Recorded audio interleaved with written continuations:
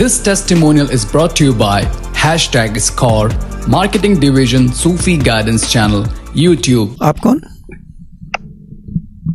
जी sir. हाँ बोलो अंजलि।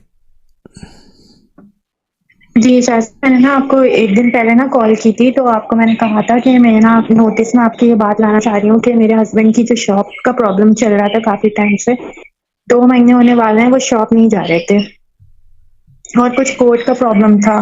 तो हर हफ्ते ना उसकी डेट बढ़ा देते थे कि ना अब नेक्स्ट वीक आएंगे कोर्ट से, नेक्स्ट वीक, इस तरह करते करते 2 महीने हो गए थे और मेरे फाइनेंशियली बहुत डाउन हो गए हम, क्योंकि शॉपिंग पे नहीं जा पा रहे थे। तो मैंने आपको कॉल करके बताया और इसके अगले ही दिन ये मैटर सॉल्व हो गया। पढ़ना शुरू कर दें जो मैंने बताया था। जी वो तो मैं पढ़ूंगी, अभी 1-2 दिन में बस स्टार्ट करने वाली हाँ हूँ। बस कर ले स्टार्ट। दोबारा उसी पोजीशन पे पहुंचा दूंगा जिस पोजीशन में आप थे, अपना अपार्टमेंट अपनी गाड़ी।